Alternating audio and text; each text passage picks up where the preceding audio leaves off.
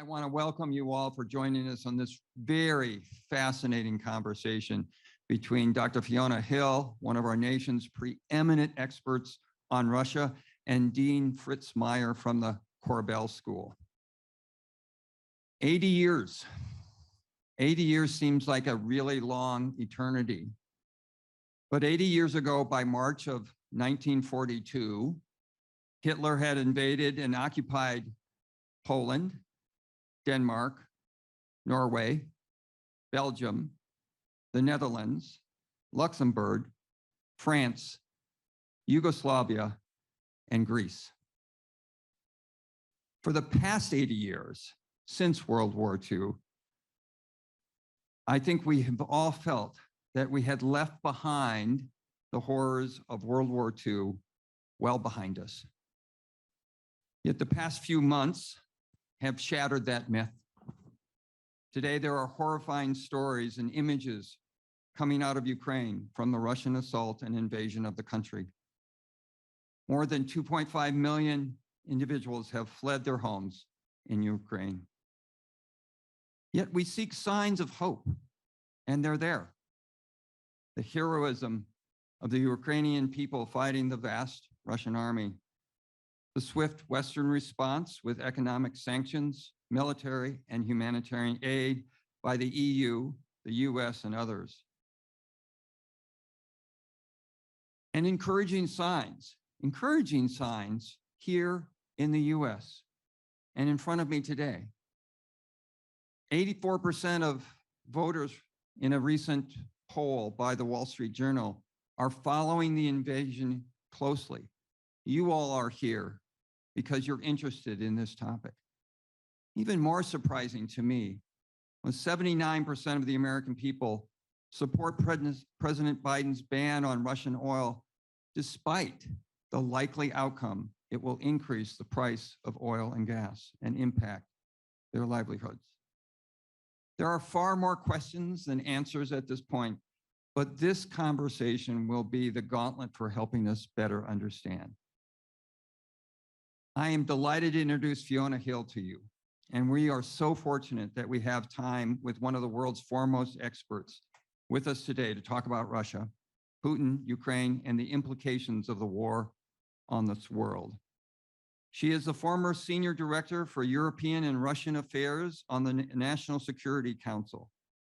She is a Senior Fellow in the Center on the United States and Europe in the Foreign Policy Program at the Brookings Institute. And for 3 years, she served as National Intelligence Officer for Russia, Eurasia at the National Intelligence Council as well. She's a published author and holds a PhD in history from Harvard University. Welcome, Fiona. Thank you. And she is joined on stage by our very own Dean Fritz Meyer of the Korbel School of International Studies, who will lead us through this conversation, and an expert in facilitating dialogue for the university. So Fritz, I'm going to turn it over to you. Welcome to all of you, both here and those of you watching online. Really wonderful occasion for us. And Dr. Hill, such a pleasure to add my welcome to that of Jeremy. It's really an honor to have you here. And as evidenced by the incredible level of interest here, you know, it's an extraordinary moment in so many ways. Jeremy gave an overview of the kind of stakes involved, but I thought just, you know, useful just to take a second, all of us, to as we sit in this beautiful setting here in Denver, to just let our minds focus for a moment on the horrors that people are experiencing right now as we meet in Ukraine.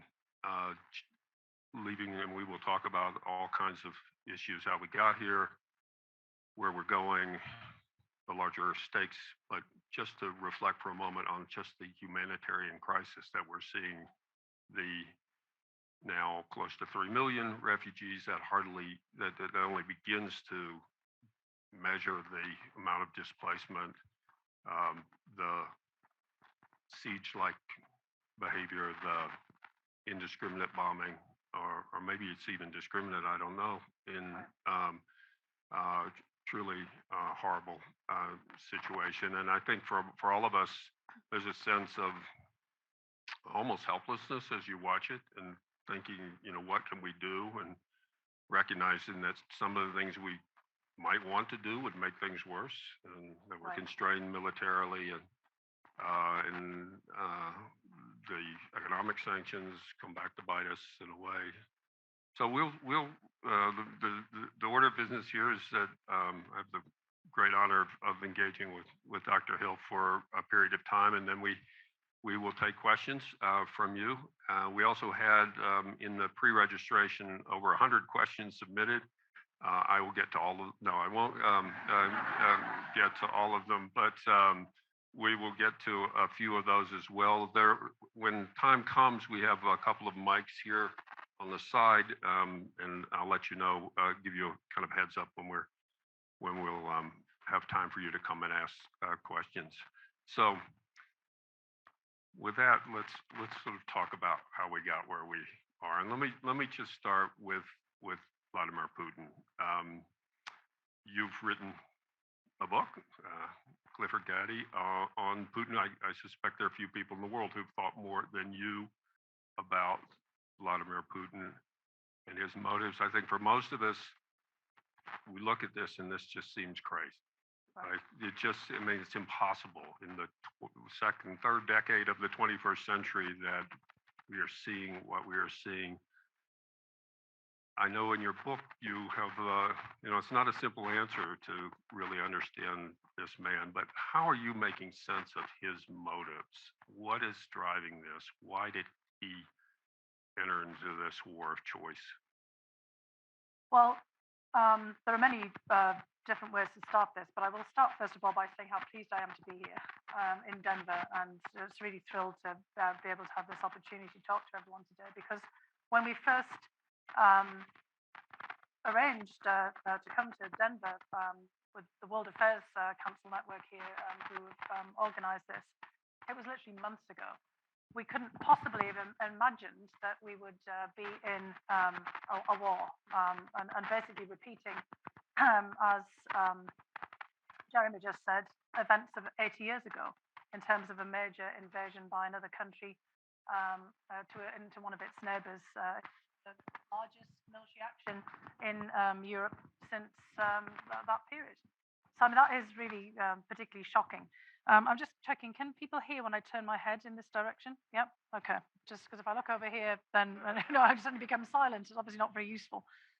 But one way of starting this explanation of Putin is that he has been shaped by that history as well. So one of the things that is notable about Putin, remember, he's been in office now for 22 years, but it's not like he just suddenly appeared on the scene. So it's not just me, but all of us have had a lot of time to observe him. And I'm sure there are many people here who've been, watching Putin, listening to Putin, and, kind of getting a chance to size the man up. But, the irony of the moment is that he is the product of World War II.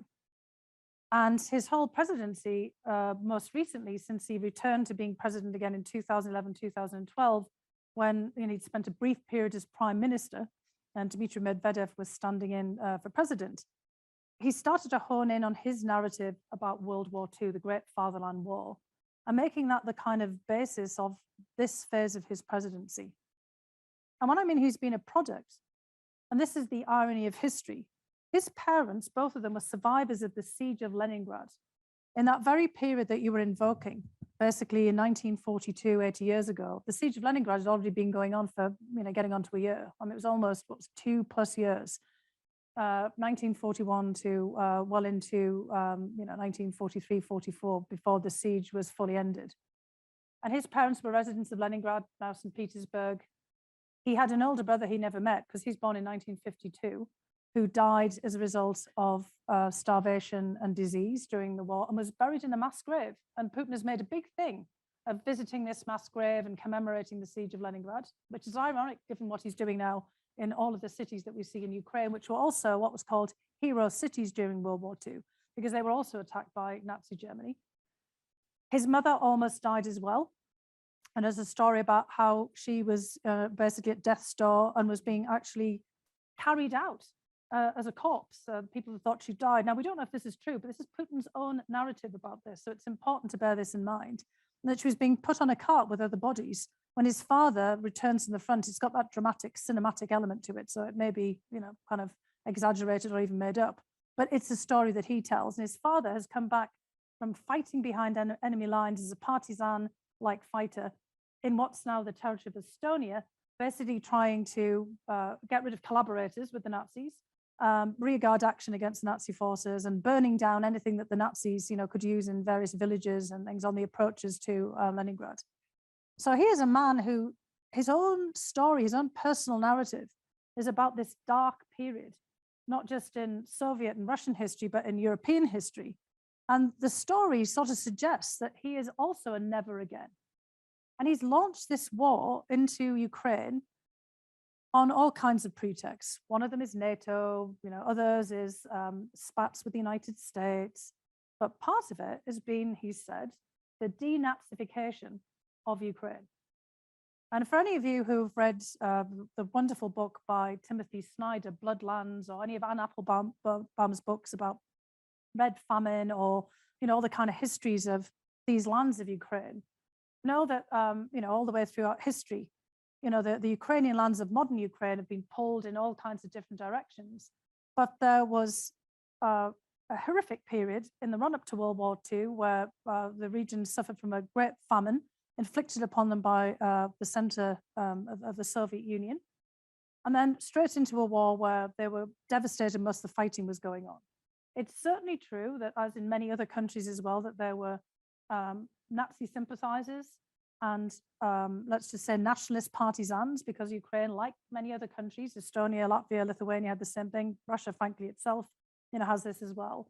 Had nationalist fighters and partisan movements, and there was a character named Stepan Bandera during this period that Putin's always talking about, but as if he somehow was in charge of Ukraine at the time, when he was in charge of a group of partisan forces that fought alongside the Nazis and were operating inside of Poland. But of course, Ukraine was the site of the mass slaughter of Jews within the Russian Empire. And in the center of Kiev, there is Babyn Yar, the ravine which I and many others who visited, either in the Soviet period or in contemporary period, have seen, where tens of thousands of Jewish citizens of Kiev and the surrounding villages were rounded up and shot and basically pushed into this ravine, which is one of the world's largest mass graves. And the reason that there were so many Jews in Ukraine, as well as in neighboring Belarus, is of course an artifact of history. We've all heard the term the Pale of Settlement. I mean, we still use that. Actually, people have been saying to me recently, what Vladimir Putin is doing is beyond the pale. That expression comes right from that period in Tsarist history, where the Jews of the Russian Empire were confined to live in what we translate as the Pale of Settlement, different word in Russia, but was the kind of constraints of settlement for the Jewish citizens of the empire, because they weren't allowed at that point to live in big cities and to engage in many of the occupations that Russians were that moved into the middle class. So as the result of history, the largest concentrations of Jewish population were in the lands of Ukraine. And the contemporary president of Ukraine, the person that we're watching all the time on the news and hoping that he survives, is of course a Jew, Volodymyr Zelensky, from that area, whose family, some of them perished in Babyn Yar, were shot by the Nazis, others fought against the Nazis, others managed to escape the Holocaust. And Putin, and he's also a Russian speaker, and Putin is accusing Zelensky of being a Nazi fascist. He also says he's drug addled, says he takes cocaine. There's not much evidence of, of this either. And that he is trying to denazify Ukraine. And on other occasions, he stood next to Chancellor Merkel of Germany. If you can go back and look at this on the internet. And he once actually said in front of her, and she stood there obviously not knowing how to react, that the Holocaust was perpetrated by Ukrainians during World War II, not Germany at all, trying to sort of absolve her. And, the Germans, of course, don't need any absolution. They've done it themselves in terms of going through their history. They're well aware of what they've done. They're commenting on this at the moment. But that was part of his myth making about Ukraine. So, I mean, I'm just saying all of this to point out that this is Vladimir Putin has been steeped and is a product, steeped in the history of World War II, a product of the World War II history, but is manipulating it in a gross and sometimes farcical but horrific fashion to justify his actions in moving into Ukraine. So the whole history of the 80 years ago is with us right now. I was just going to say, years ago, as a history and literature major at Harvard as well, and continue to be fascinated by the role of stories and myths in the sort of imagined history. And I'm just struck by the extent to which, in response to my question, you go to history, both in this case, the ways in which the actual history is being distorted and used by Putin. You've also said that Putin now imagines himself essentially as the state. He sees himself as a state. And I'm curious to understand the extent to which he now sees himself as an actor in history in a particular way. And, you know, we've seen these staged events where he's sitting in the hall with the grandeur of the lost empire, busts of Catherine the Great and Peter the Great, the echoes. How does he imagine himself now as an actor in this history? Yeah, I mean, this is relevant because, look, we live in a world now of distortions of truth, right? And historical facts and disinformation and propaganda. I mean, this is all about the way you tell stories. And so, you know, I'm always very glad as a history and lit major myself in undergrad that it actually comes in handy. So for anyone who out there, you know, kind of thinks we should be getting rid of history and school curricula and everything. No, we actually need it. We have to be actually taught it. Because if you don't know your own history, you know, you actually fall prey to other people manipulating it for you and telling a version for their own purposes. Because what Putin is trying to do is to sell us his version of history and force it on the Ukrainians as well, because he's denying their history. And he has wrapped himself up here in the image of his namesake. And it's kind of ridiculous on the surface of it, but this is exactly what's happening. So his first name, and then the Russians have a patronymic after their father's name. He's Vladimir Vladimirovich. So he's two times Vladimir. And he's basically trying to cloak himself in the garb of an even, you know, earlier Grand Prince Vladimir, who was actually Grand Prince of Kiev. So not only is he taking us back, you know, 80 years, you know, World War II, he's taking us back even further into the annals of time to the 10th century, because Vladimir, Grand Prince of Kiev, was the prince who took on Christianity in Russia. And myth has it that he was basically baptized in this town of Chersoneso on the Crimean Peninsula. So this was his justification for taking Crimea in 2014, and he went on a great long historical treatise, you know, going back to the annexation of Crimea by Catherine the Great, but going back even further to the fact that Grand Prince Vladimir, who is credited again in myth-making as the sort of the progenitor of Muscovy and the greater Russian Empire, was baptized there. So Crimea has to be back in Russia. Now, if we kind of look back to the 10th century, I mean, all of us have read about the Vikings and, you know, all the kind of other sort of histories in that kind of period at some point. There wasn't a state. There was a bunch of, you know, kind of these principalities were, you know, just guys with a gang, you know, kind of in charge of various things. And this is, you know, the kind of the period when, you know, you had the Mongol invasions, and all these were like sort of warring Viking groups, because it's the dynasty that set up all these principalities in Russia were actually Vikings who'd come down the rivers. And I know a thing or two about Vikings coming from the north of England. All of our myths are about fighting with the Vikings. And then if you do 123andMe or, you know, Ancestry.com, you found that everybody in Britain's about 6% Viking or something. So they obviously stayed around a bit. So all of our myths of raping and pillaging and moving on are not true. You know, and whoever writes the history depicts them. And all the monks whose monasteries got raided by Vikings wrote all the histories because the Vikings didn't write. So, you know, you think back in the uses of history, and you know, you get all of this myth making. And so Vladimir Putin is making his own myth about Grand Prince Vladimir, who actually happened to be the Prince of Kiev at the time. Now, Zelensky's first name is Volodymyr. What's Volodymyr? It's the Ukrainian version of Vladimir. And in history, Grand Prince Vladimir was actually Grand Prince Volodymyr of Kiev. And Putin has stripped off the Kiev bit of the title, and he's built a big statue of Grand Prince Vladimir right outside of the Kremlin. I mean, it's highly unlikely that Grand Prince Vladimir was ever there in that spot. If he was, really from, Kiev and Ukrainian lands, back in the day, it's a long way to go on horseback or foot, to kind of get to, and there was other princes in Muscovy and in that territory at the time.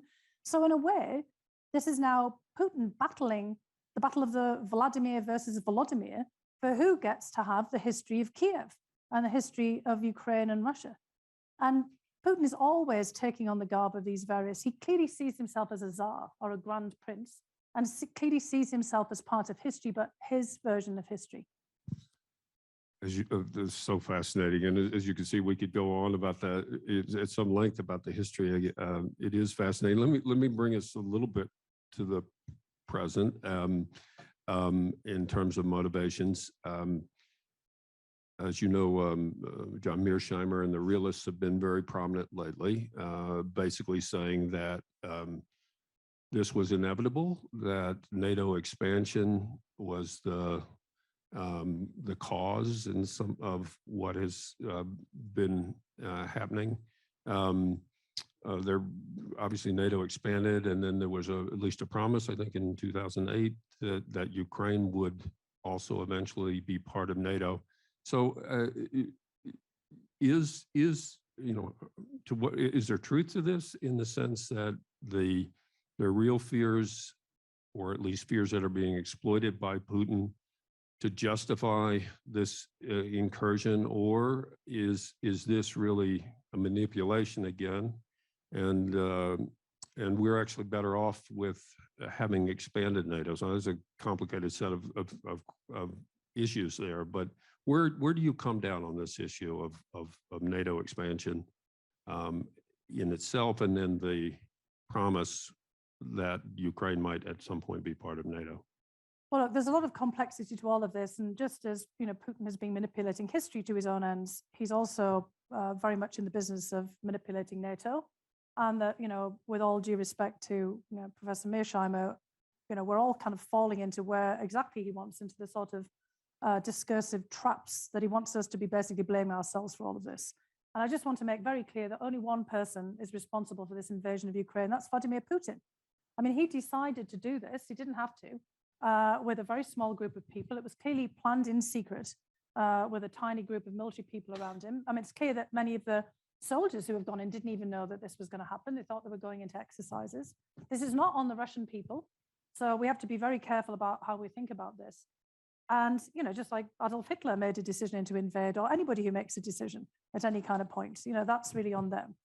Now, were there lots of kind of motivations and drivers in Putin's mind? Yes. And, we've talked about some of the historical ones, which, create a kind of a basis for things.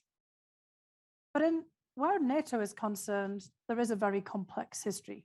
And I just also want to point out that in the early 1990s, just immediately after the collapse of the Soviet Union, there was a lot of pressure put on by Russian nationalist figures, including the mayor of Moscow, Yuri Lushkov, many people in the Duma, including the head of the Communist Party, the head of what became known as the Liberal Democrats, which weren't very liberal or democratic, Mr. Zhirinovsky, and a whole host of others, on this concerns about Ukraine going in a different direction to the United States. It wasn't the United States at the time, to Russia. Sorry, bit of a Freudian slip there, I guess. Because Putin always thinks the United States is trying to pull Ukraine away. So the very early 1990s, we have to just think back to how the Soviet Union was dissolved, because it didn't collapse. Boris Yeltsin, with the then presidents of Belarus and Ukraine, got together in a big hunting lodge in the middle of the Belarusian woods and dissolved the Soviet Union and created a Commonwealth of Independent States to replace it, because they were all in a power struggle with Mikhail Gorbachev at the center. There's a very good but thick book, if anybody's got some reading time on their hands, by a professor in London, but originally from Russia, Vladislav Zubok, called Collapse, which lays all of this out in very good detail. But the point is that Yeltsin wanted to get rid of the Soviet Union, but he thought that the Commonwealth of Independent States would keep the band together, kind of thing. But of course, all of the other republics went off in their own way, And eventually Ukraine pulled out of the Commonwealth of Independent States, wanting to have its own independence. It was more civilized divorce, not kind of keeping everything together.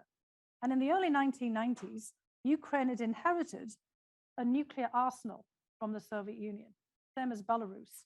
So Belarus and Ukraine were suddenly two of the, and along with Kazakhstan as well, three of the other largest nuclear powers in the world, because they had all of the nuclear weapons that were stationed there during the Soviet period. And we, the United States, and others pushed on Ukraine to give up this arsenal, to have them, I mean, you remember this as well, to get it dismantled, because we were worried about the proliferation of nuclear weapons, particularly as a lot of these ICBMs. And, sitting here in Denver, Colorado, being or two about that, lots of worries about, what might happen there. And there was a lot of pressure from Russians on Ukraine at the time, threats to take Crimea, threats to do a lot of the things that are happening right now. And the United Kingdom and the United States stepped in, and we gave Ukraine a guarantee that obviously wasn't worth a thing, called the Budapest Memorandum, for their territorial integrity, independence, and sovereignty if they gave up the nuclear weapons, and had them transferred to Russia for dismantling. This was before any discussion about NATO.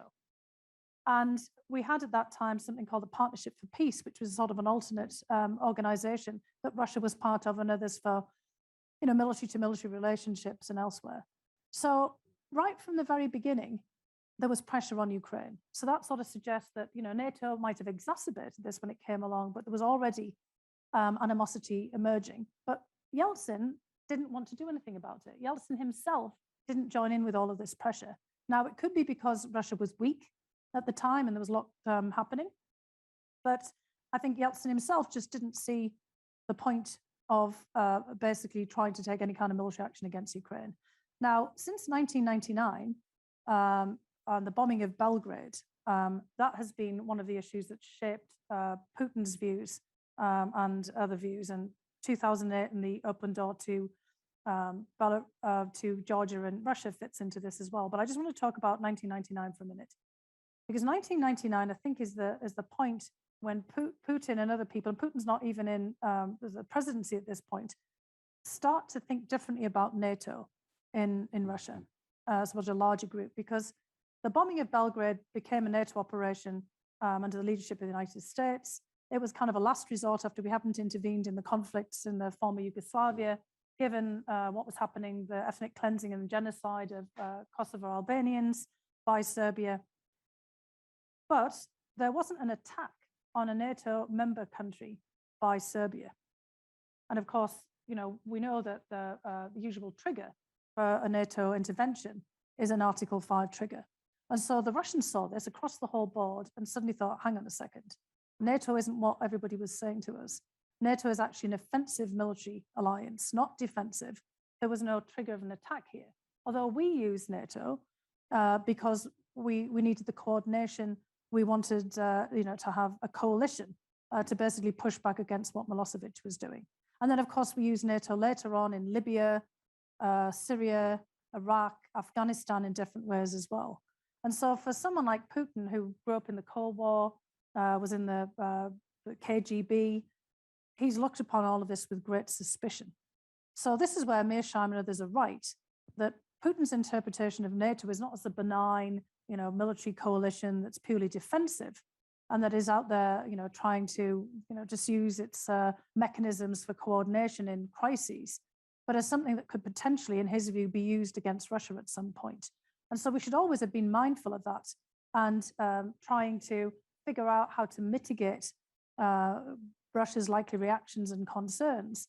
But if you see what happened in the pressure on Ukraine in the early 1990s, before NATO was even an option, you can see that there's been a really long tail to Russian desires, that feed into Putin's views of seizing back control over Ukraine.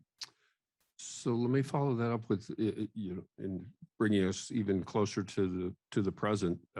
You've been writing and talking for a long time about these pressures on Ukraine. I was struck looking preparation for this back at your testimony during the impeachment trial and your statements about Russia's motives vis-a-vis Ukraine, or as current as they could possibly be today.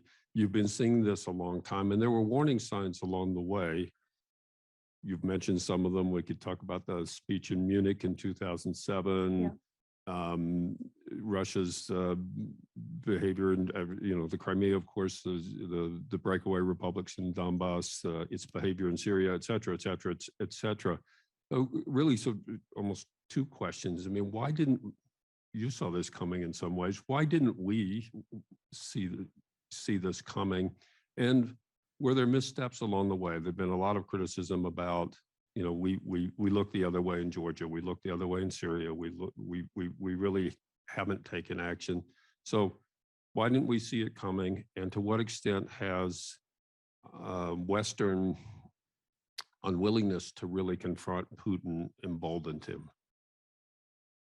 Look, I think most people don't want to see something like this coming, right? I mean, it's just precisely, how we started about thinking of horrors of 80 years ago. We've said never again. And, we've always sort of convinced ourselves that all of the other conflicts that have been sort of happening around the world, and particularly in this past 30 years since the collapse of or the dissolution of the Soviet Union, that, these haven't been interconnected. That's happening over there. It's got a kind of separate explanation. We don't have to pay much attention to it. And yet, when you look at what happened in Syria, for example, this is in many respects a product of World War I, the collapse of the Ottoman Empire, and sort of disputes about the whole disposition of territory and relationships in the Middle East. When Saddam Hussein invaded Kuwait in 1990, he was basically talking about Kuwait as an accident of history, a bunch of French and British over a gin and tonic and a martini, maybe kind of drawing lines in the map after the end of the Ottoman Empire, which actually is probably correct. I mean, that was it was carved up, we're still fighting out all those territorial disputes in that period. Greece and Turkey still have a standoff in the Aegean, over various islands that is the result of the collapse of the Ottoman Empire. There's an awful lot of threads that do go back not just 80 years, but 100 years, to those kind of the unravelings of empires in the 1900s after World War I and during that time frame. And, Russia and Putin live in that history. Putin's kind of reason for intervening in Syria was he was seeing this was like an opportunity for Russia to get the kind of warm water port in the Eastern Mediterranean that not just Tsars, but, in kind of more recent period, the Soviet Union had wanted to get. That's partly why he intervened to, prop up Assad. And we've just been, in a way, ignoring all of the connections between things because it's more convenient for us. First of all, then we don't have to intervene and then kind of think about what we're going to do to kind of see these as discrete. Now, it's the same with Georgia in 2008. I was the national intelligence officer for Russia and Eurasia at the time, as was mentioned, and it really weighs very heavily on me in that period. I was obviously much younger than I am now. I don't feel like I did a very good job of explaining the warning because it was my job to warn President Bush and others of his cabinet that we foresaw that there might be an invasion of Georgia. And the reason was because of the NATO decision to provide an open door for Ukraine and Georgia. We'd actually advised against that being put on the table in Bucharest in April of 2008, because we knew there was a lot of resistance on the part of the vast majority of our NATO allies. There was also not a lot of support for NATO membership inside of Ukraine itself. It was only around 20-odd%. And there was in Georgia much higher support, but that this was kind of more of a sort of an elite project. And we hadn't prepared the diplomacy for it because the requests from the Georgians and the Ukrainians, as you might recall, came very late, just a couple of months before the summit. And already the Germans and many others said, no, absolutely not. They're not going to get a membership action plan. But Bush decided, over our warnings that, this is kind of, what always happens. So as an analyst and somebody who warns, people usually ignore what you're telling them. It's like when you go to your doctor or your dentist and they tell you not to. I don't pay attention to my dentist when they say you're grinding your teeth, put your mouth guard in. I was like, yeah. Until you've broken a tooth or something, for example. But, when you go to your doctor and said you're a candidate for a heart attack unless you do this. And often you wait until you have that heart attack before you do what they've been telling you. That's kind of what warning is. It's like, kind of somebody telling you something you kind of know, but you don't want to have to deal with. And, when we warned that, we also thought that there would be preemptive military action against both Georgia and Ukraine if they pursued NATO membership. Given all the other, kind of things that we were seeing, we were told we weren't with the policy because the policy was going to be to support them President Bush had given a personal undertaking to the presidents of Ukraine and Georgia that if they asked, he would support it.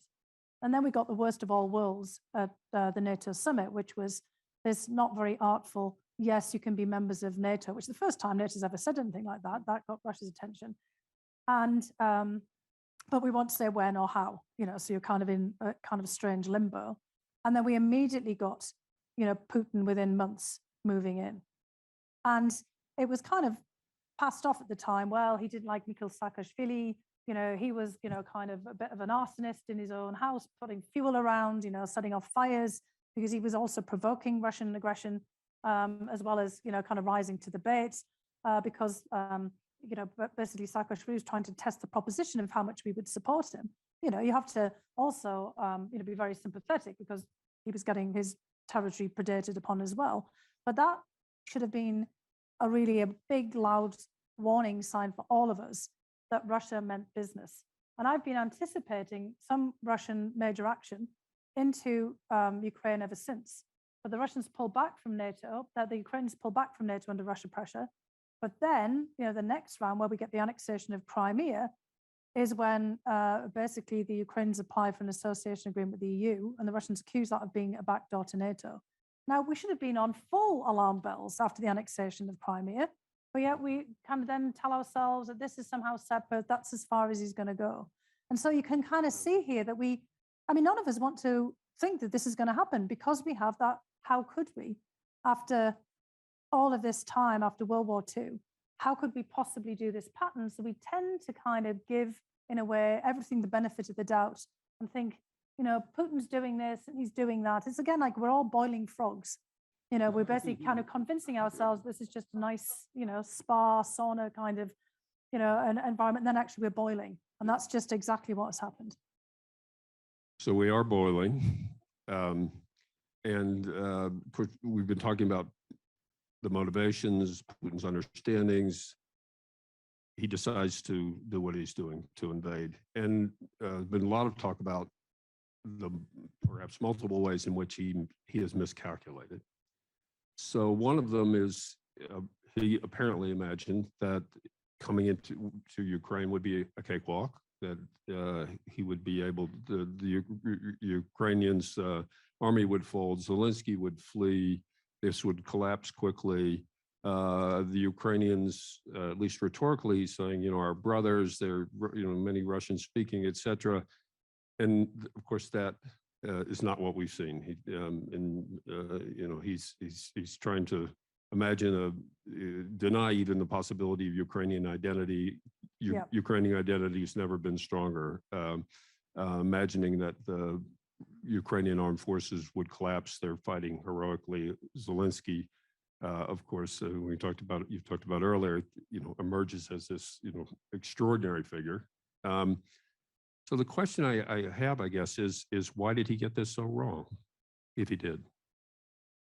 Well, yeah, he did get it wrong. I mean, in terms of his anticipation that this would be very quick and, as you said, that everything would fold.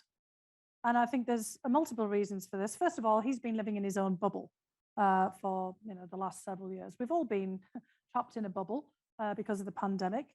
But Putin's bubble is a bit different from ours. He doesn't have the benefit, here in Denver of getting on a bike trail and kind of going out and seeing the mountains. I mean, yes, he's got amazing palaces and things, but he's already in this kind of rarefied atmosphere. And we can all see that he's become paranoid over time about meeting with people.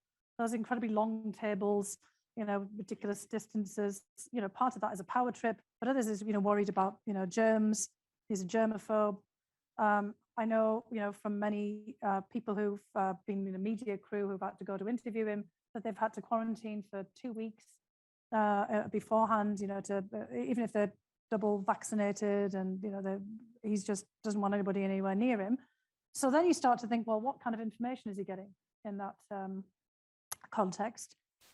He's definitely a kind of shoot the messenger kind of person. So, people are really very cautious about how they tell him information. And having been a briefer myself, you only get a few minutes, and I told you it weighs heavily on me from 2008. And President Bush was quite generous with his time, deep dive, kind of thing into things. Vice President Cheney less so. I've actually got a picture of when Vice President Cheney got fed up with our briefing and walked out. So the White House photographer gave us this picture of Cheney with his stuff under his arm, just walking out saying, I don't want to listen to this.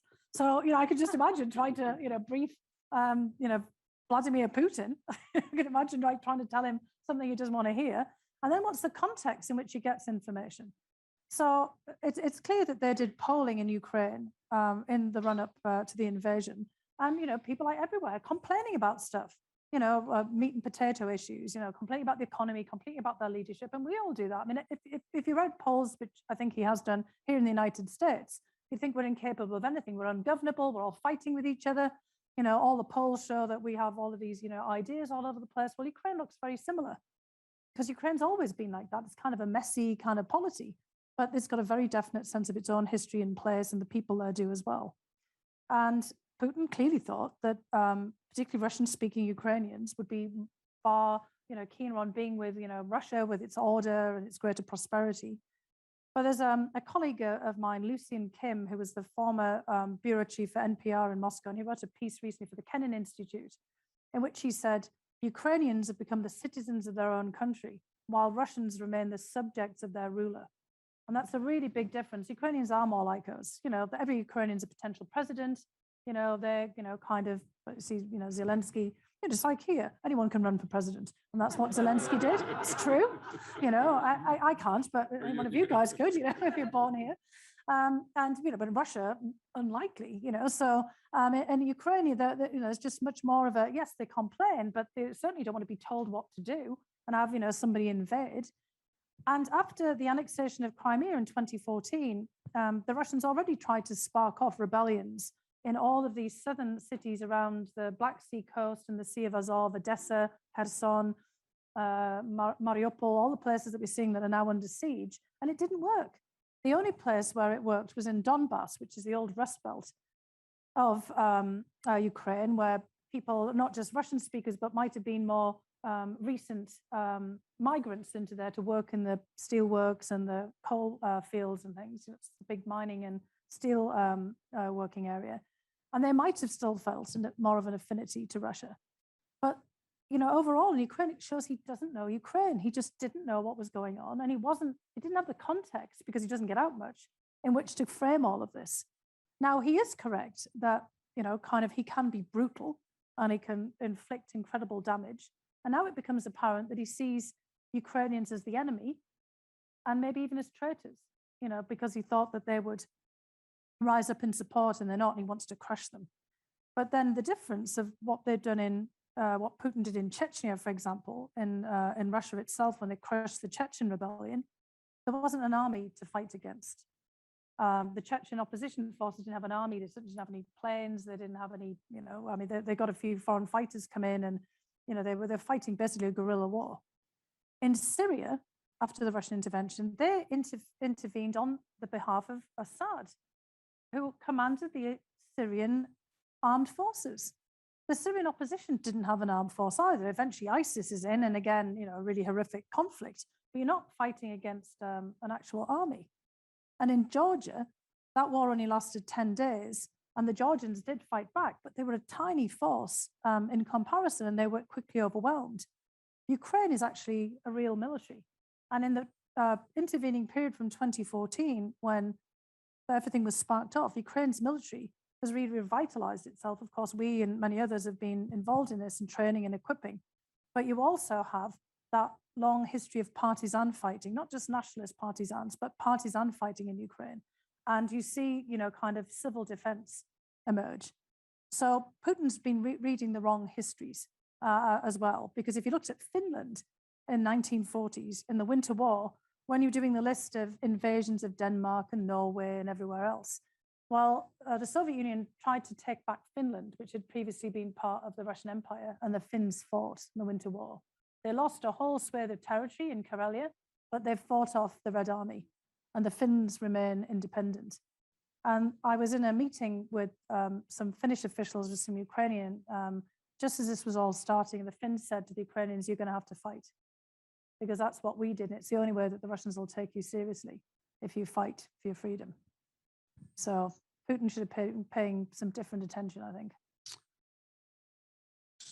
So another way in which he seems to have miscalculated, of course, is in terms of his own military, and we could talk about that. I'm sure that there are very few people willing to tell him the truth about how ready they were to go to war. But let me ask you, let me turn, and I do want to come back to the conversation about the war itself and where this is likely to go. But one other apparent huge miscalculation was his read of the West. Yes. And which you alluded to earlier, his sense of the West is in chaos, that he looks at us and sees us fighting with each other. He's read the lack of response in the past and thinks he seems to have thought that, yeah, he knew some sanctions were coming, but that this would really not amount to very much. And instead, we've seen perhaps almost to the surprise of many of us, much greater resolve, much greater unity in terms of imposing sanctions,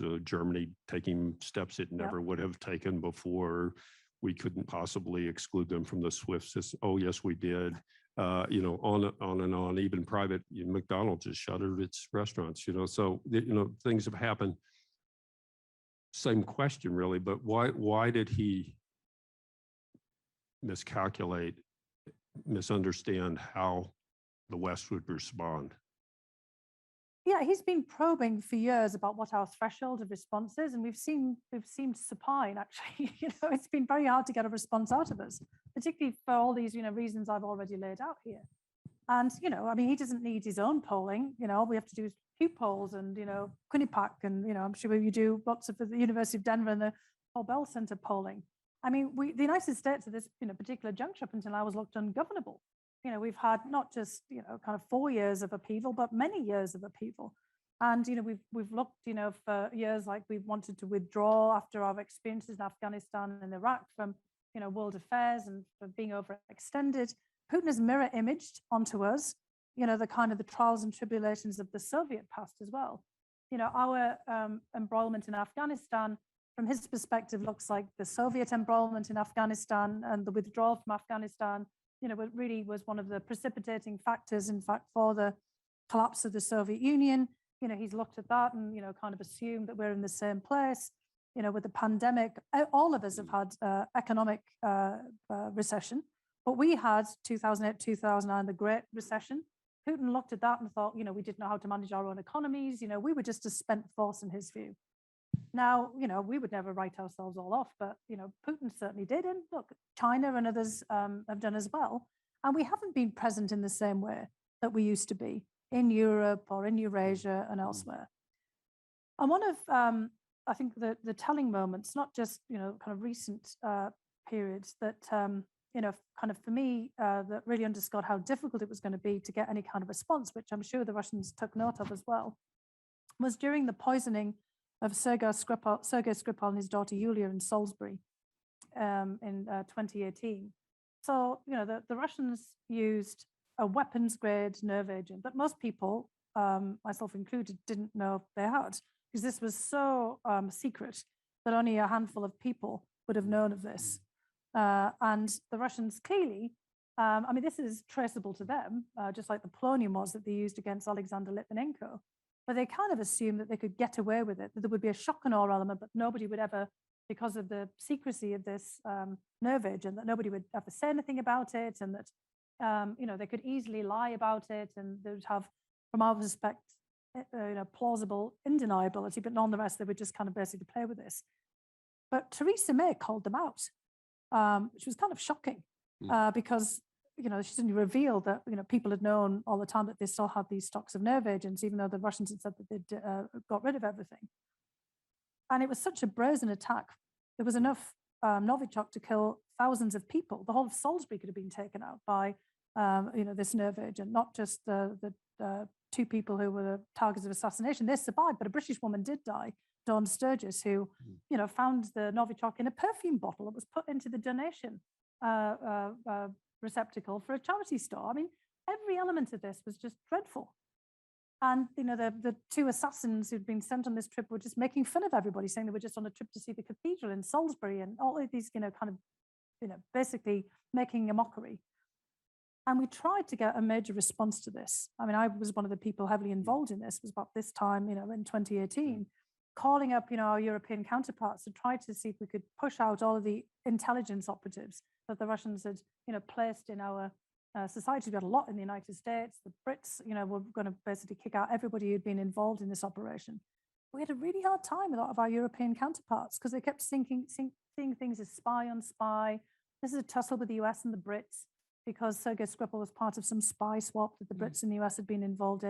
And we couldn't get them to see that this was a brazen attack on a small town in England. We kept saying, well, what if this was, we'd named the cathedral city in, whatever European country. And, except with the East Europeans, we're having a really hard time. So Putin looks at things like that. And although we actually did take them by surprise and, get rid of 100+ intelligence operatives, Putin always thought, well, that's the best you can throw at it. It was the same with sanctions.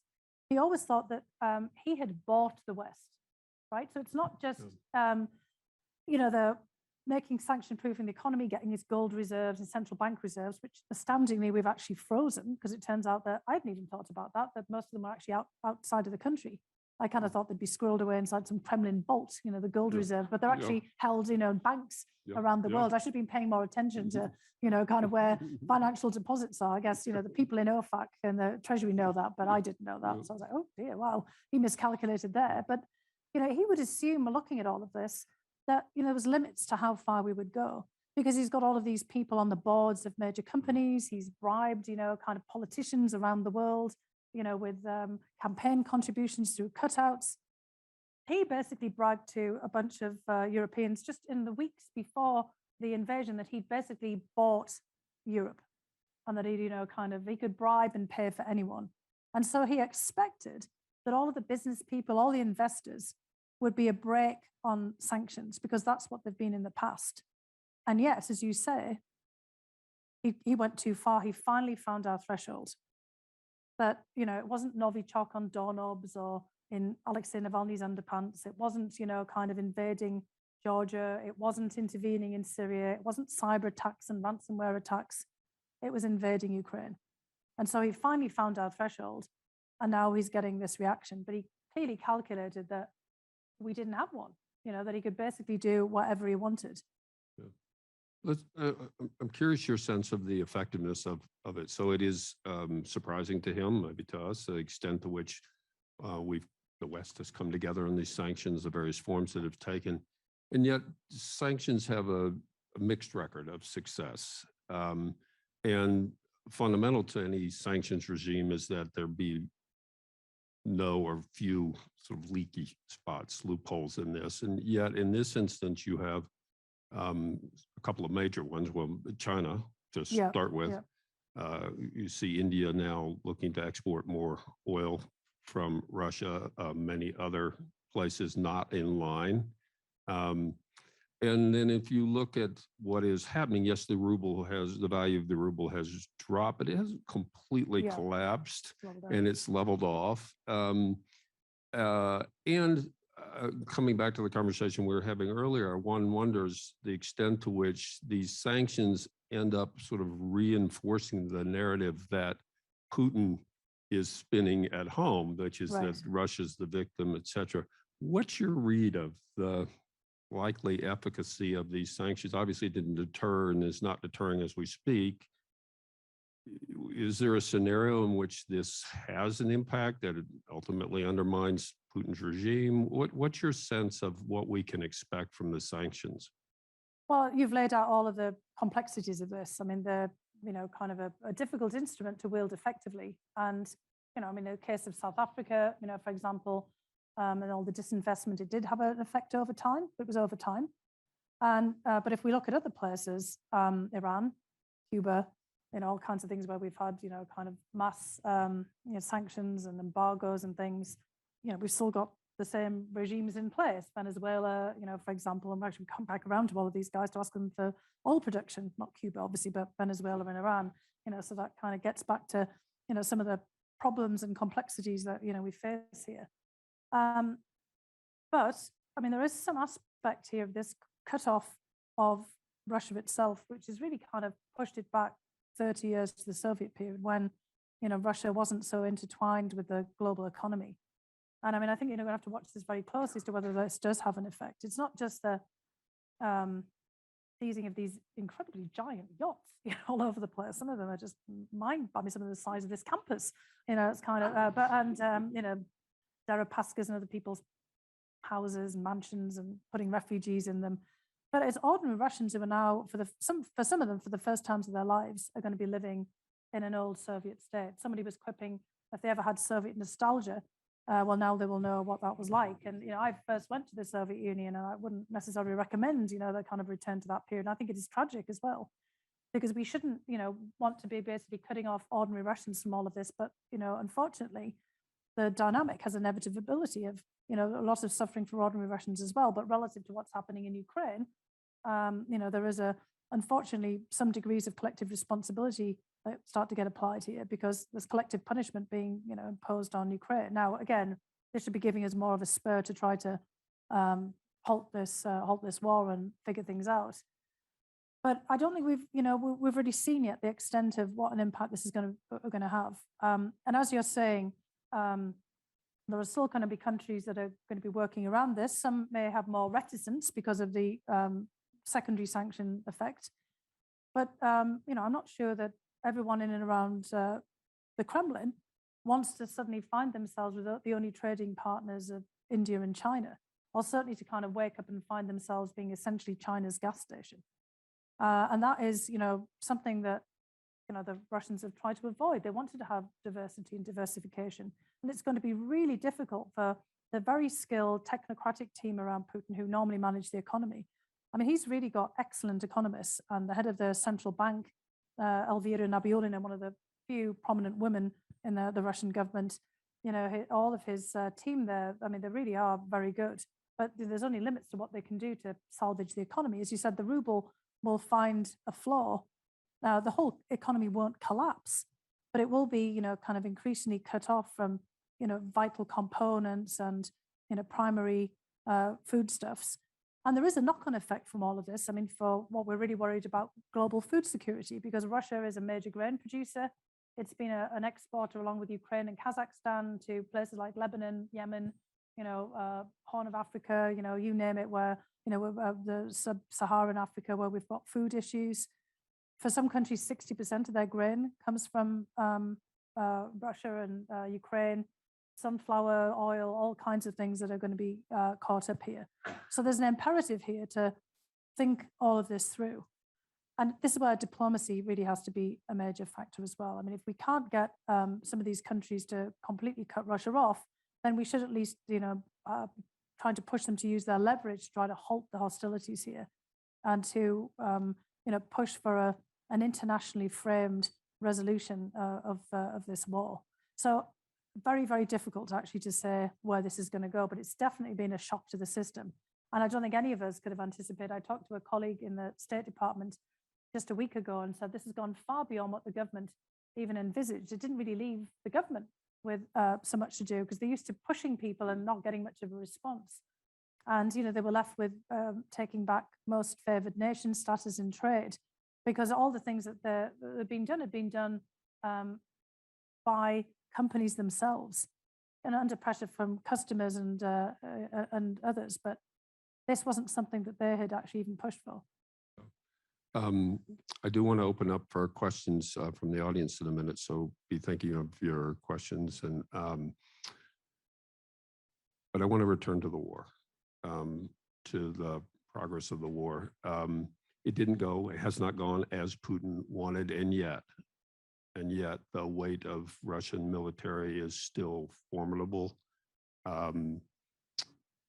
We've seen the lengths to which he is willing to go to accomplish his war ends.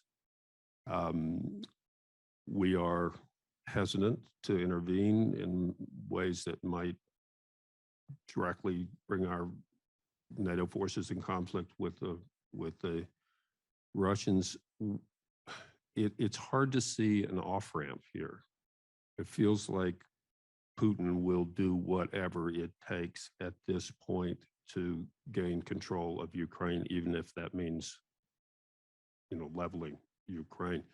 Do you see an off-ramp? Do you it's dangerous to predict the future, as they say, but where do you see this going? Is there a way in which this ends short of Russia at least controlling in a very limited sense, conquering Ukraine, being able to put its weapons closer to NATO, et cetera?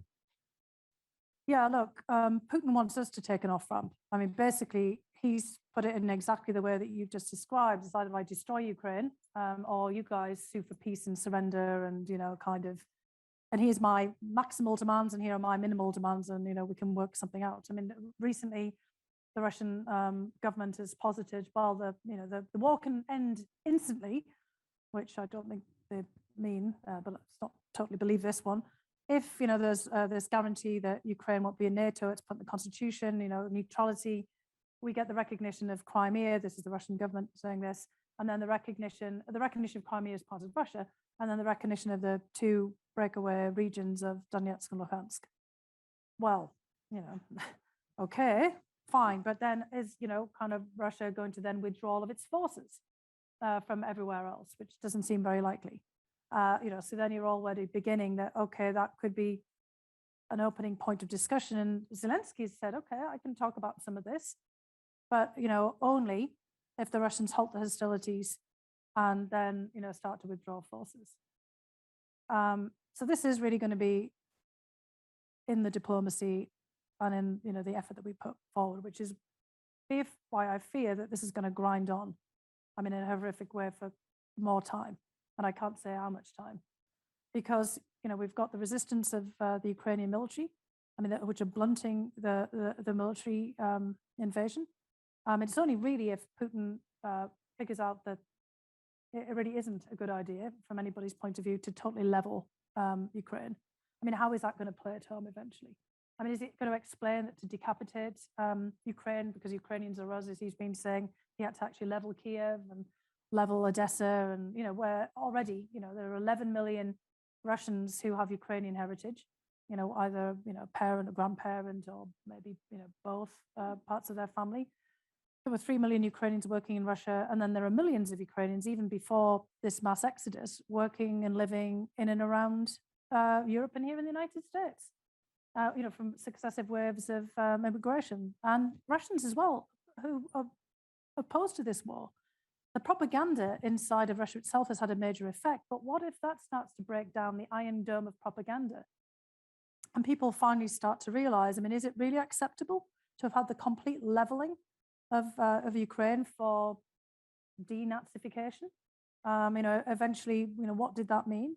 Now, Russians accepted the complete leveling of Chechnya, even though it was inside, because there's a sort of a term in Russian hours, nash.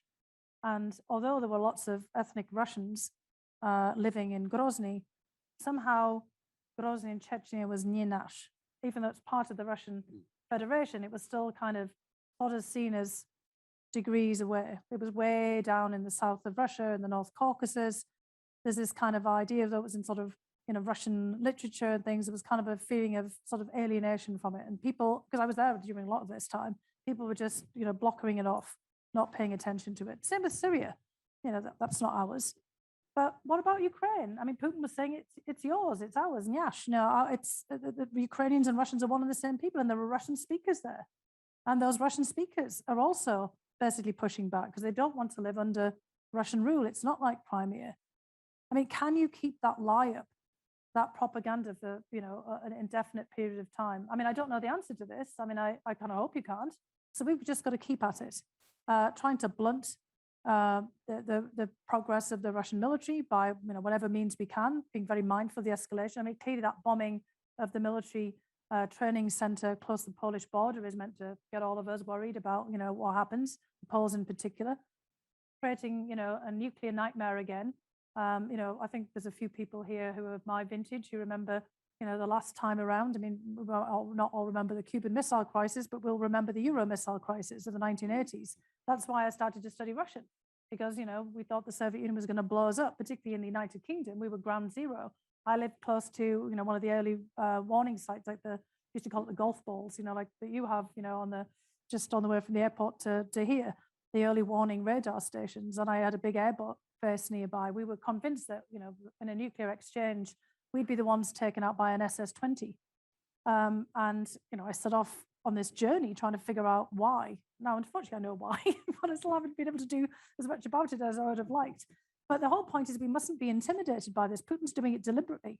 He's trying to basically frighten all of us with the rhetoric about nuclear war. And he may well figure out, a way of using one because of this desire now to destroy and subjugate, conquer Ukraine.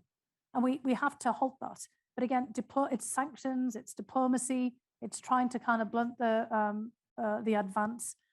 And we have to focus not on regime change in Russia. That's kind of one of the problems, is we have to be very careful about how we talk about this, because if Putin thinks we're out to get him, which he's always convinced we are, he will triple and quadruple down, not just double down.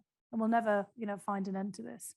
So we have to basically focus on ending the war in Ukraine by all of these means, and then trying to persuade the Chinese, the Indians, Malaysians, Indonesians, all of the countries that have abstained in the United Nations or voted against it. Some of those will be, harder, the recent resolution, about how they can at least hold sway with Putin to try to halt the conflict, because the global reordering that is going to be the result of this is going to be very negative for everyone. Yeah. I'm going to ask one more question. So if you have questions, do come to the mics. Just you need to come up to the microphones and be ready to ask your questions. And it really follows directly on what you were just saying. That there's not going to be a quick resolution here. There's not an easy off ramp. It's going to take time, etc. There's already gas prices going up here. There's a moment of more or less bipartisanship in the U.S., but will it hold? There's been a surprising reaction, as we've talked about, amongst our allies. We've strengthened NATO, et cetera. And yet, I guess a question, and bring it back here in a way to all of us in Colorado, how do we explain what is really at stake in this war in a far country, Ukraine, that most of us, most people don't think much about? How do you sustain the effort that's going to be required over a long period of time? One hesitates to say we're entering, the second Cold War, but this may be a very long game. What do you say about what is ultimately at stake here in this moment as we watch Russia invade Ukraine?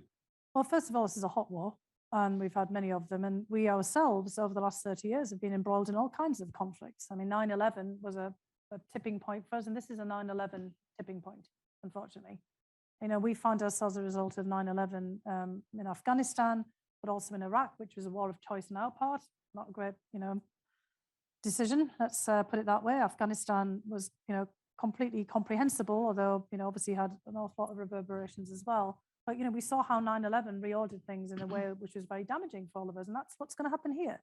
First of all, Putin is trying to cross a nuclear threshold, even rhetorically.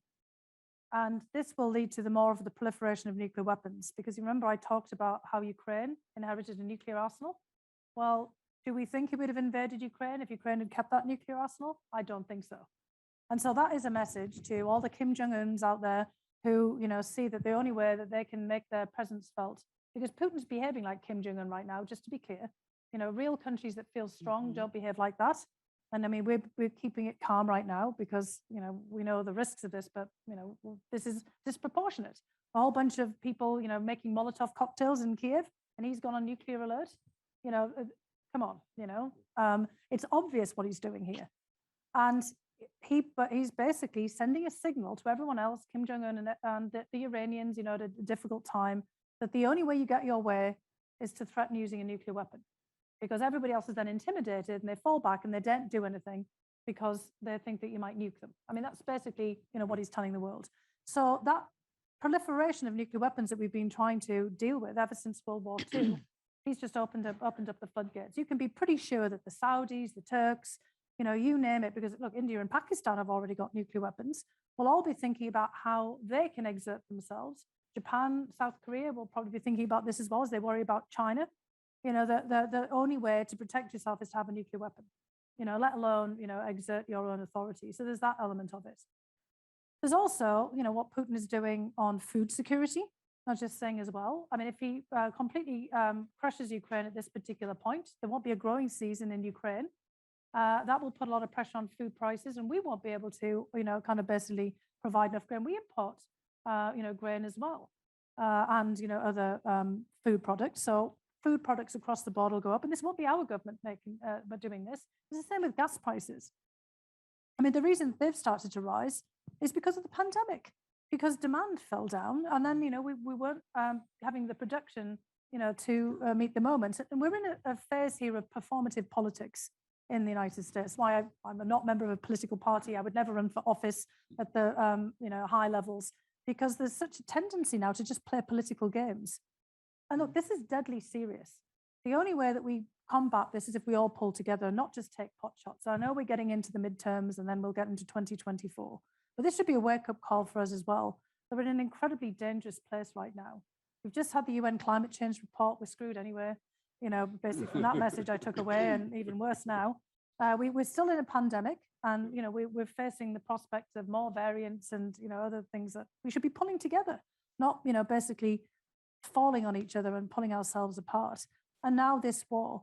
And again, the global knock-on effects. This is a post-colonial land grab by Putin, all messaging history. There are so many countries around the world that basically make the same cases. And the United States, we were trying to basically embark on a new phase, post-Iraq, post-Afghanistan, trying to get our own house in order. We're not going to be able to do this, get ourselves in order, if we don't also pay attention to national security. And whether we like it or not, this has happened. And our own domestic cohesion is vital. This is where our own disarray becomes a national security crisis. I mean, I tried to point that out during the impeachment trial. It kind of fell on deaf ears, but now we see it. This is the consequences. Putin wouldn't have done this if he didn't think that we were weak. And he doesn't think we're weak because of one person, be it Trump or Biden, it doesn't matter. He thinks we're weak because we're falling on each other all the time. And it's not just, our economy, wasn't looking so great, after 2008, 2009. In fact, we were bouncing back. It's not just a pandemic. It's our polarization and our fractured politics. And he thinks that the strength is in this vertical of power. But this is what you get when you kind of put your faith in one person with no checks and balances. I mean, I'd rather we were all like Ukrainians than, basically people who were the subjects of a ruler. So, I mean, Putin is miscalculated, but he thinks that his way is the right way and the source of strength. And we have to prove otherwise, that democracies, as messy as they are, still have inherent strengths, which we do. We just have to show it. Yeah, I've thought, in a way, democracy's taken a hand in this last period. We've remembered this is important. We see some bipartisanship. We understand that we have to get our own house in order, and we admire the courage and the resilience of a democratic country, flawed as it may be, Ukraine, in the face of this. And yet, this is a long game, isn't it? It is a long game. Yeah. Unfortunately. Let me let's turn to audience questions. And so keep your questions short, please. Questions, not comments. But you have the first question.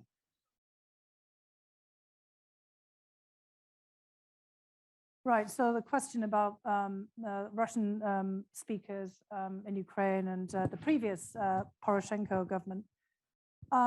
In all of the former Soviet republics that became independent states after the collapse of the Soviet Union, there was an effort to, reclaim their other identities, to encourage the reemergence of languages that had, disappeared or eroded over time. So in Kazakhstan, Kyrgyzstan, Uzbekistan, Moldova, where, they speak a variant of Romanian, for example.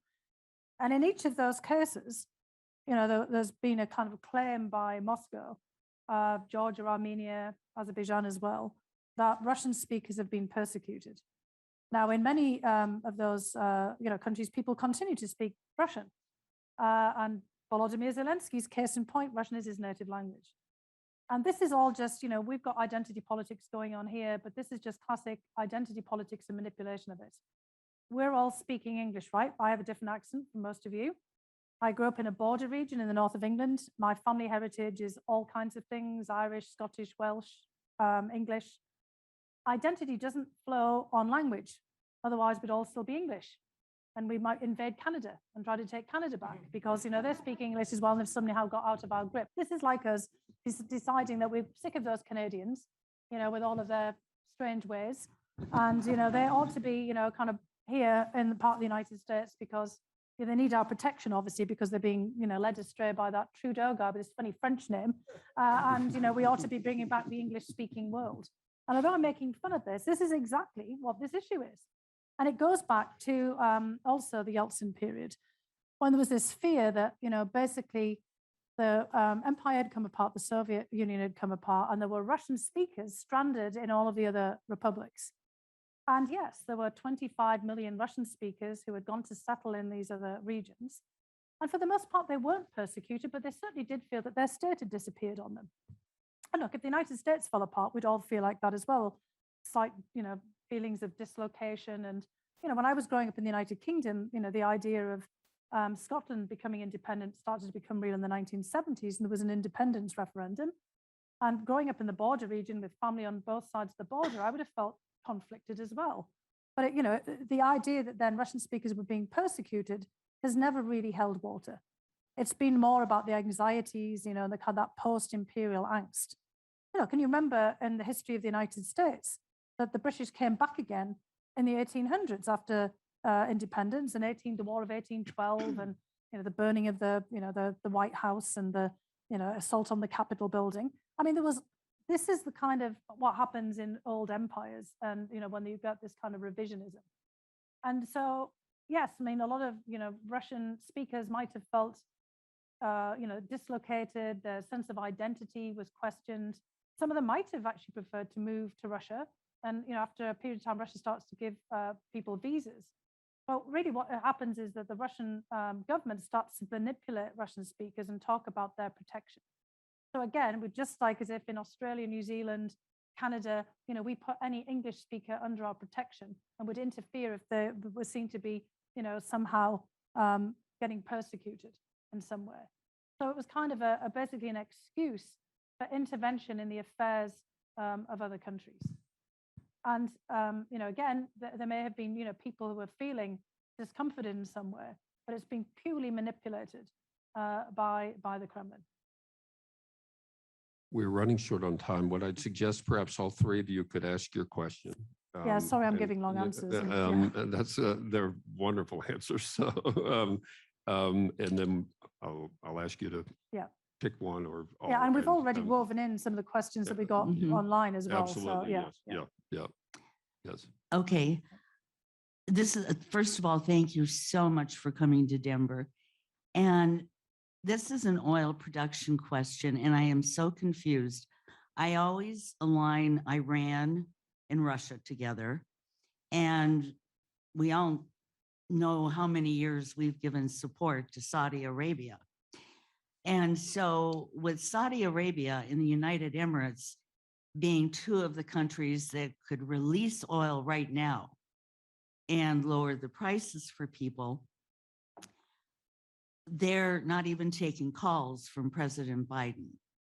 And so Iran is an enemy of those two countries, but Russia seems to have control of all three. And as far as the oil production goes. Great, thank you. Does that make sense? Yeah, I can answer that one really quickly. Okay, because, you know, basically this is all about money and revenues, right? So there's an organization, OPEC, which we all know, and there's an OPEC Plus, which is not OPEC members, but countries like Russia that are major oil producers that kind of bandwagon with OPEC. And it's all about keeping the prices high for the state revenues.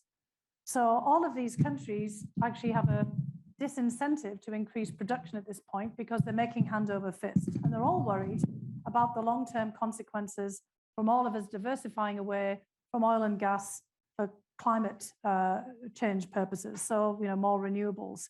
And all of these countries want as much money as they possibly can in the short to medium term to start to think about their own stability.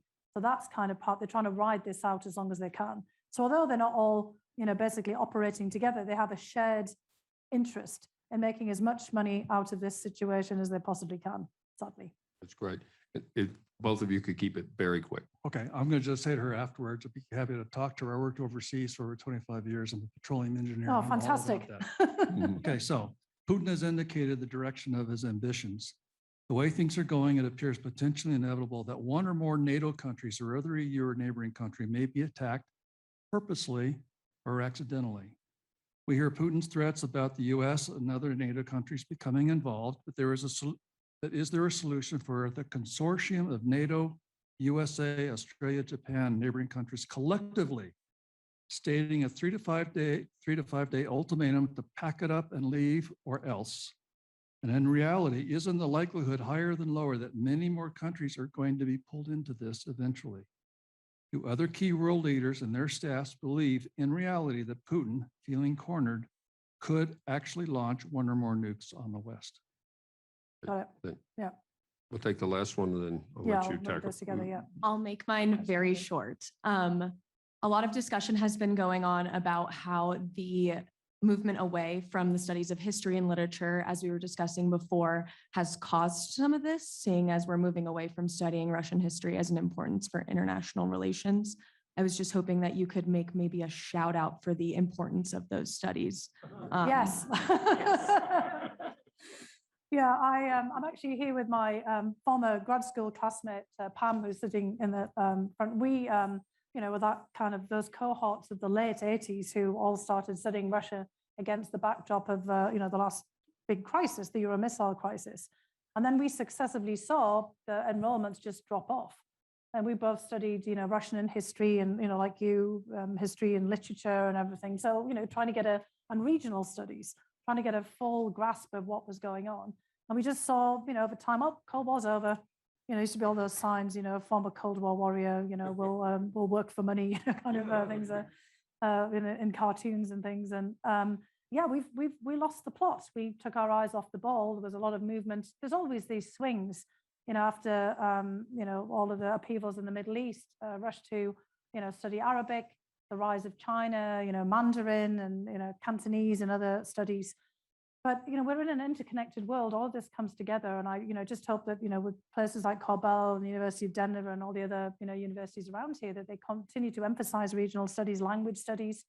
I have to say, though, I don't, use my Russian language every day. I'm very grateful for having studied Russian because you understand the mindset, the way that people pick words, the way that they think about things. Even if you just study a language for a few weeks or months, you get a kind of a feel for how perspectives change in, different linguistic settings as well. So I think it's vital. And, if there are people out there, want to keep supporting the work of University of Denver and the Korbel School, you obviously need to have those studies and, be able to have these kinds of discussions. And then, this question, the big question, right now about our own red lines, that's a debate that's going on right now in Washington, D.C. and elsewhere. We're always worried about Putin escalating and Putin's red lines and, how not to confront him in any way and, in other words, provoke. But, what about us? He was testing, our thresholds all the time, as I said before, and he finally found one. The invasion and brutalization and, this horrific assault on an independent sovereign country that no matter what the justification, that there's just no good reason for this, that decision that he made. And I think that there is an effort right now to try to contemplate doing something like this. It has to be broader based because, part of the reason that China and others are sitting out, well, China's got a lot of complex regions, and I'm not a China scholar, but I think there's a lot of really good commentary, out there on China right now and about why they're sitting out. Same on India. There's lots of explanations. Again, that's why it's good to have regional studies and language studies so you can understand all of this. But it's partly because Putin's propaganda that this is a battle between Russia and the United States. It's a proxy war. It's like Vietnam and South Korea during the Cold War. It is the Cold War redux, or it's NATO and NATO's aggressive encroachment on Russian territory. NATO encirclement. The only country up until now that has had a direct border with Russia itself, the mainland Russia, is Norway. That's hardly encirclement. The other, the exclave of Kaliningrad is bordered by Lithuania and Poland. but only 6% of Russian territory had a direct border with NATO throughout this whole of this period. In the Cold War, Turkey was the other NATO ally that had a border, but it was in the Caucasus with Georgia and Armenia. There's not a direct border with the Russian Federation. So basically what Russia is wanting is that old style buffer state, taking us back to earlier periods. And we've been basically saying, no, we're not going back to that. And then it's whataboutism. What about the United States invading Iraq? And what about the United States doing that? And you always do that. And so what? Again, whataboutism doesn't excuse this full-scale invasion of Ukraine that has nothing to do with any of the sins that might be manifold on the part of the United States. And we don't want to own Ukraine. We weren't occupying Ukraine. This isn't a refighting of those battles. So part of it is really trying to explain to the rest of the world what this is, which again is a post-colonial, post-imperial land grab by Russia, and a war of choice, a very brutal war of choice by one person, Vladimir Putin, who's basically at the pinnacle of a vertical power in Russia, a country in which other people don't have a say. There's no checks and balances here, and it's going to have all of these knock-on effects. You're threatening to use a nuclear weapon, pushing up gas and oil prices, reordering in many respects, the whole global perspective that we have, opening up for the proliferation of nuclear weapons, just crossing all of these thresholds, plunging the world into famine, and kind of impinging on a food security. We have to get out there and basically tell other countries to pass on that kind of message as well.